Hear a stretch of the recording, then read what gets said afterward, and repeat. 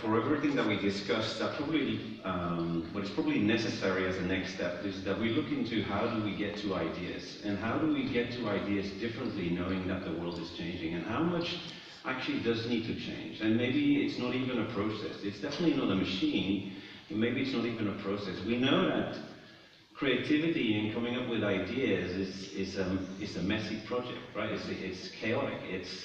It takes probably 1 second to come up with a great idea. We just don't really know when that second will happen. We don't really know exactly what came before and how we proceed. So it's a tiny, magical, special thing.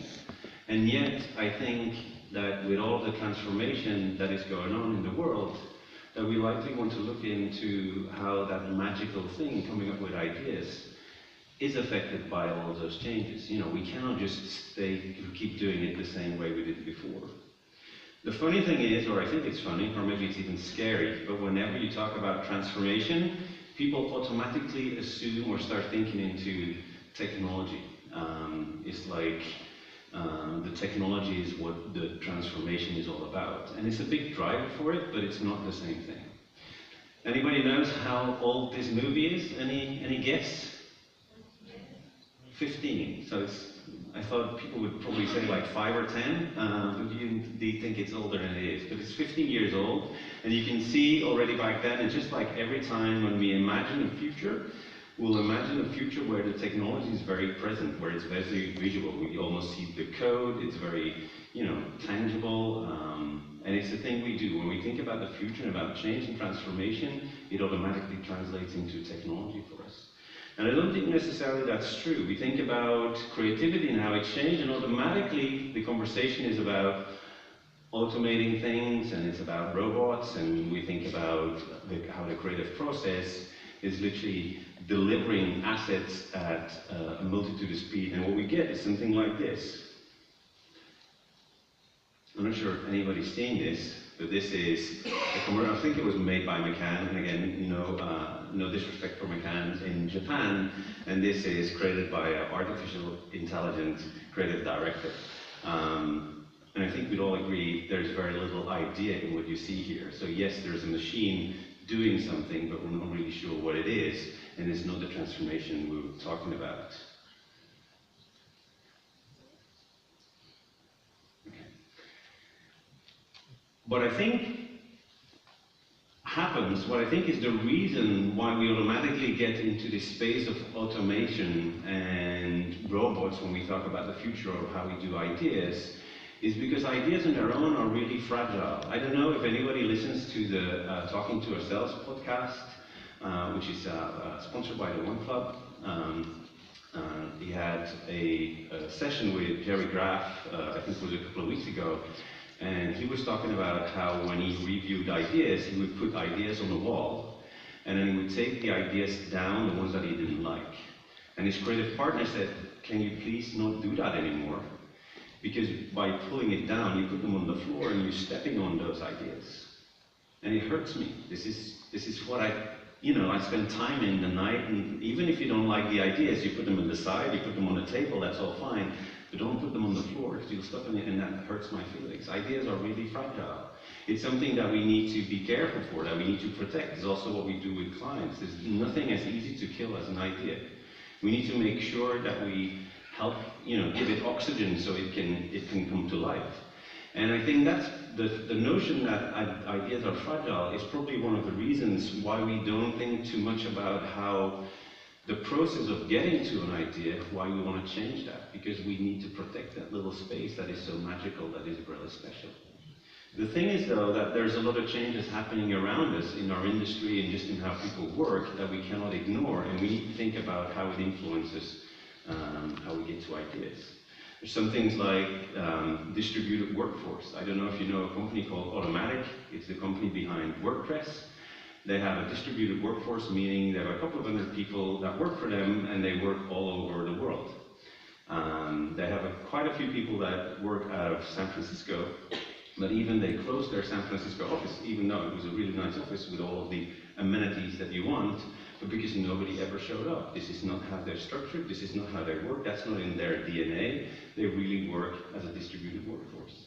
And so that is companies that you compete with, you know, where you attract talent, where not necessarily the person has to come to the office at 9, or even if you're flexible and you say you can come in at 11 or you can stay at home for a day, they don't ever have to come in. And they enable it all with their own tools. We have some things as collaborative thinking. I read this tweet the other day about a teacher who was amazed that she discovered that all of the students in class were taking notes in a shared Google Doc and then putting in questions and remarks and Wikipedia references, etc. in that doc. And you could almost argue that the notes that these students were taking collaboratively would probably be better than, you know, what initially started out as the course in itself. So it's really interesting and something that old people like me don't think about when we think about school and we think about the future of school. This is just very much a normal thing that's happening. And then we see something in our industry as well, the in-house creative. So we're not even competing for that creative talent anymore as their own, as creative agencies or as design agencies. You know, clients are having creatives on board. And we could argue about the quality of the in-house creative work, but you know, creatives are going there in some pretty exciting places. We see obviously the consultancies. We see that the Googles and the Facebooks of the world are also hiring a lot of creative talent that we're competing with. So how do we deal with all of that? And then there's the thing about time and money. So the more we get into the billable hours discussion, the more we're selling time rather than selling value. And I think it's really important that we keep recognizing that coming up with an idea and that creative power has a lot of value. And then we get clients or anybody to recognize that value, talk about that value, and that is our discussion, and not just talk about the time spent on how that we work on this. There's a thing called hybrid talent. This guy is a guy called Dries de Poorter. He used to be a creative at our agency, and unfortunately we couldn't retain him because he's now like making his money, spending 100% of his time on doing interactive art. You might know him, he did, and if you don't, you gotta download this. He made an app called Die With Me, and the app is basically a chat application for your mobile phone, but that only works if you have less than 5% battery. So the people that you chat with are people around the world that are on a phone with less than 5% battery. It's really interesting to get artists or people like this in your agency, but it's really hard for many agencies or many creative companies to apply these because we don't really know where to put them. They don't fit necessarily in either the art directors or the creative technologist or whatever the box, and even if we're liberal in our thinking, we still see those boxes that we need to fill in with talent because we know what we can expect from that box that's to come out.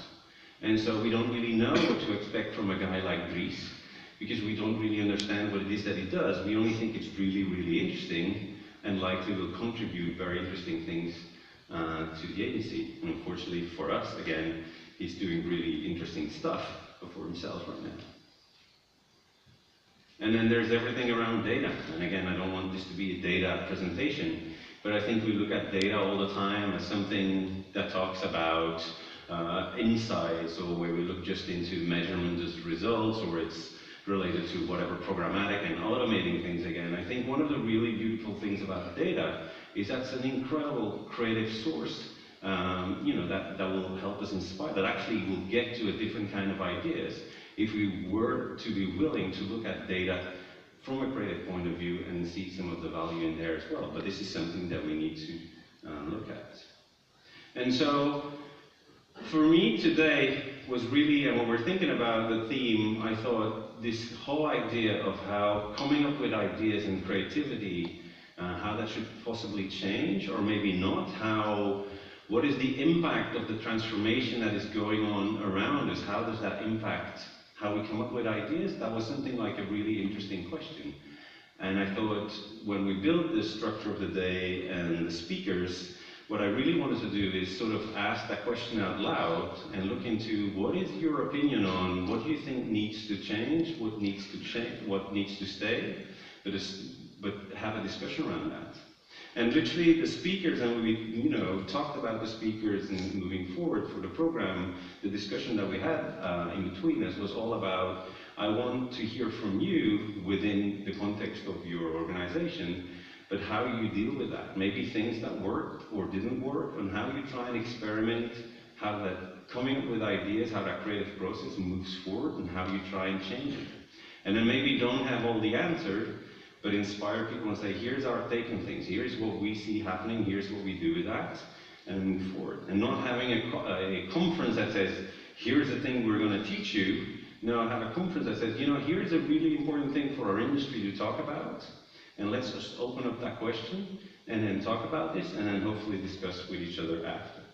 So also, therefore, I just want to sort of raise what some of the changes and transformation and global ideas around that creativity is, but not necessarily say, and here's the answer you're going to hear today, because I have no idea what that is.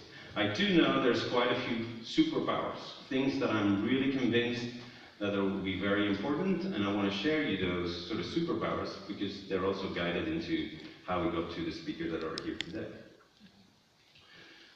One of them is curiosity, and I think a lot of people talk about how they are curious and how they want to learn new things, and obviously you all want to learn new things because you're here.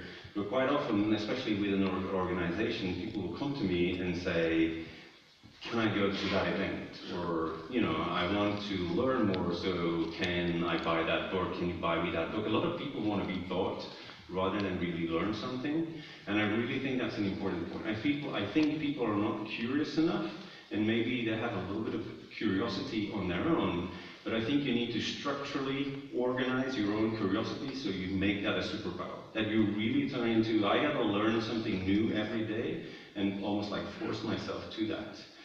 I do, not this presentation, but most of the presentations I do with clients, or even, and especially all of those that I do in the agencies around the world, will be end with a slide that says TIL, which is today I learned, not asking people what it is they got out of my presentation, but especially ask people that I want you to ask that question every day.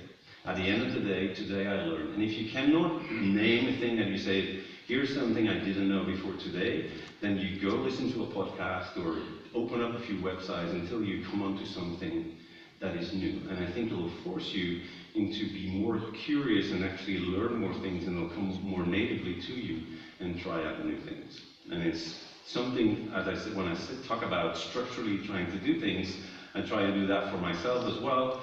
Literally try and find, by pulling out a newsletter every week, forces me into saying, oh, I gotta look into new things so I can feed in that newsletter, and that helps me, you know, feed my curiosity, which probably is natively there, but it helps it structure a little bit. And I think it's really important that you find ways to be more curious than you were ever before. It's got to be a Steve Jobs quote in a creative presentation. But Steve Jobs said, creativity is just about connecting things. And he talks about when people are, you know, as you see here, a lot of people in our industry haven't had very diverse experience, so they don't have enough dots to connect, and they end up with very linear solutions without a broad perspective on the problem. With all of the transformation that is going on and all of the changes that is happening, I think that's why curiosity is so important, that you get more diverse experience, that you get a much more different input, because in the end of the day, it looks like we're all reading the same books and all going to the same conferences and all looking at the same awards to inspire us to then go do something different. That doesn't work that way. So you want to get more input and more connection in that.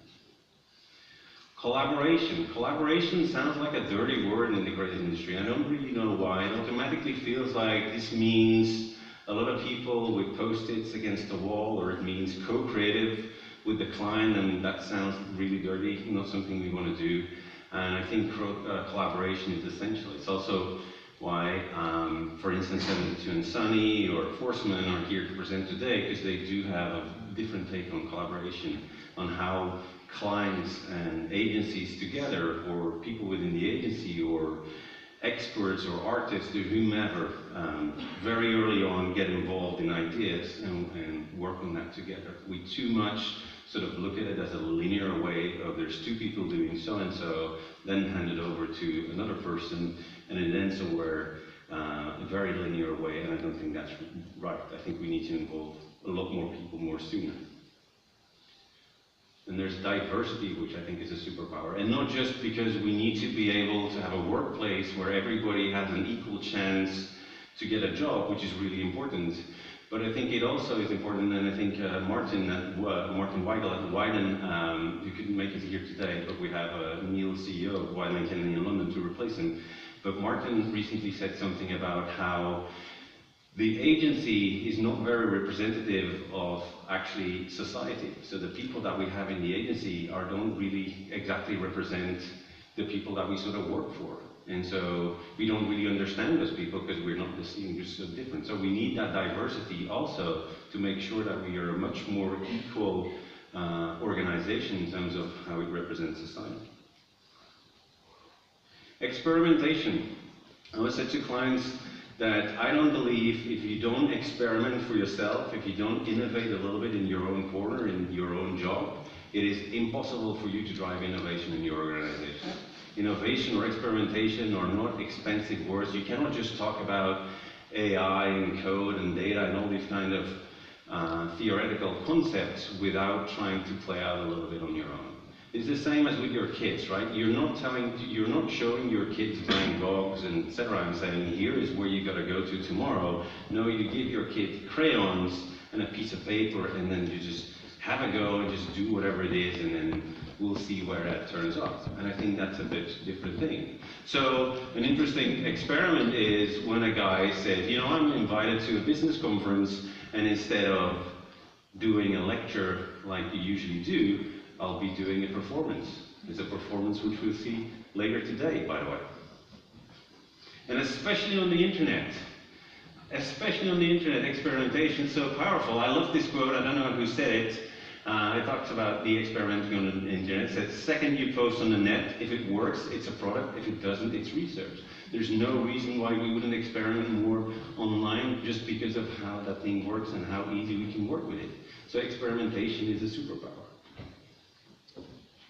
So what I wanted to talk about today, and hopefully the speakers will talk and share those experiences, is literally about, if you think about this creative process, if you think about the creative machine, it's not really a machine, it's not really moving. There you go. You can turn up the audio, please. Never think. You can turn up the sound, thank you. If you think about that rewiring the creative machine, you see I do a lot of effort to try and have a slide with actually some rewiring in there. If you think about that, if you think about how you get to ideas, hopefully today you step out of this room and say, here's a few things that I hadn't thought about before, I didn't know was possible, or that will inspire you, and hopefully tomorrow or next week when you go on and deliver your own or build your own ideas, you do things a little bit differently or try out things a little bit differently. So hopefully that is what today will do, and hopefully we'll have a really great conversation about this in between the sessions and also after, and for those who are here tomorrow for the workshops, also on the workshops tomorrow. So welcome again in Barcelona at the 2018 Art Directors Club conference. Really happy to be here, and I'm now handing over to Neil Christie, CEO from Wieden & Kennedy in London, one of the most amazing agencies on the planet. If you know about what it is to work with brands that have a different take on how they got to be relevant in society,